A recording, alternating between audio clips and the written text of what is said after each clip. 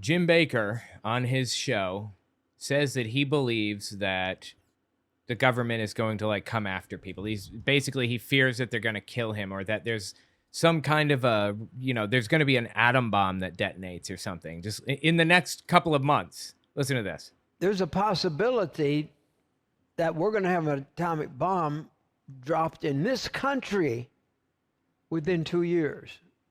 Who the told you that? Maybe sooner. Maybe sooner, he says. We are facing a very difficult financial time.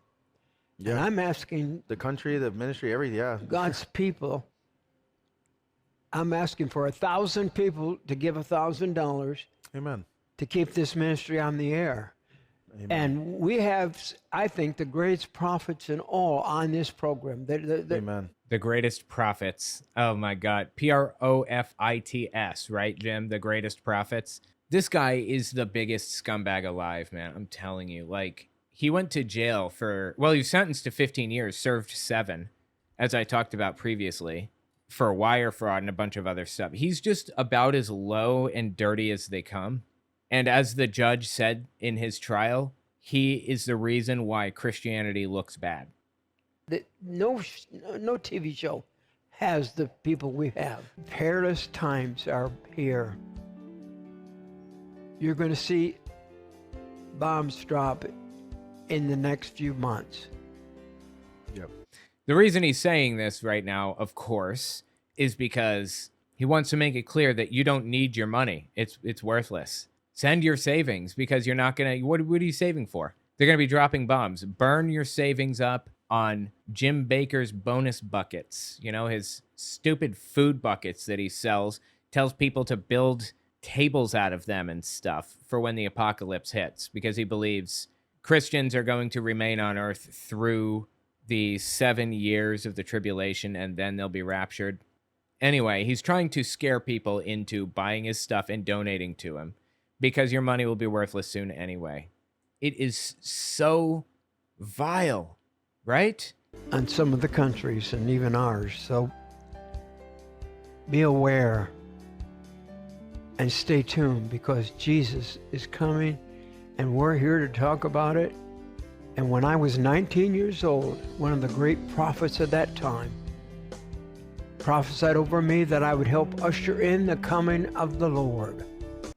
Oh my God, dude. It's just disgusting, honestly. The reason he's facing financial difficulty now is because he made a whole bunch of claims that were objectively false, like colloidal silver will cure coronavirus. And he sold a ton of these things. And the government made him, like, basically refund everybody and tell them it does not cure COVID. That was a lie. And there's some other stuff that got him in hot water, but I want to zero in on his belief that the end is coming any 5 minutes now. He has made some very direct, bizarre claims about what's going to happen next. He just said in the next few months, atom bombs are going to drop, right? Check this one out. This is June 19th, 2019. Basically everybody except 3 people that I know of said that Donald Trump could not be elected. They said all the polls say he will not be elected. You know, I think they said it's unlikely that he'll be elected, but they didn't think so. They were very confident. Nobody said he literally was incapable of being elected. How come he was elected? Because God's people voted. Right. And the world knows it. That's right. Dude is the biggest scumbag on planet Earth. How can you possibly say that Trump is representing God? Really? Enemies of the gospel know it. And I want to tell you what. I'm going to say something I probably shouldn't say, but I'm going to say it anyhow. Of course. There's that ridiculous persecution complex at play, right? Probably shouldn't say it. I'm going to get in trouble for saying it, but I don't care. I'm going to say it. Oh, boy. Because what's coming next, if we keep losing, you're going to see the leaders of the church and the leaders of the gospel and the political conservative leaders that are powerful, you're going to see them suddenly die, suddenly killed, suddenly as they were driving, suddenly as they were in a boat, suddenly in an airplane. You're going to see one after. God spoke to me this years ago what would happen Totally. I bet he did. Absolutely. near the end. And I believe we're in that time. They're so desperate.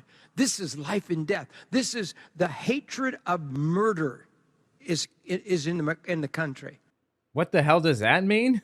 Anyway, he's been talking about this for like ever. He's been saying that pastors are going to suddenly die, quote unquote, any 5 minutes now, since he started in the 70s, maybe?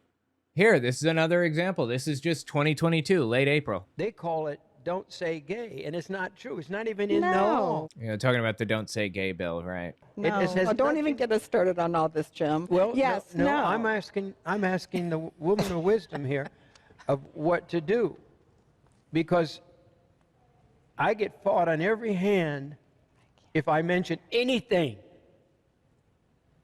And it's going to be preachers that we're not going to be able to preach much longer. If you mention anything, you get what? You get heat? Is that what he said? I mean, if you tell people that colloidal silver cures COVID when it doesn't, yeah, you're going to get some heat for that. Where is the Christian persecution? In your weird little world, how do you think you're being persecuted? We're not going to be able to preach much longer because they'll shoot us in the pulpit. Any 5 minutes now, right? They will kill us in our pulpits. You don't believe me? They're already doing it. God. Who? Give me a name. Any name. Oh, is that the end? Okay, I thought he was freezing for like a really long time for drama or whatever. Oh my God, it's stupid. They're already doing it. And he can say that with impunity, knowing that his gullible sucker of an audience will believe him no matter what it is. Not only has he been saying the government's going to try to take him out, but he's saying the government's been trying to shut him down for a long time too. Check this one out. This is mid-September 2021. This is about 6 months after COVID starts.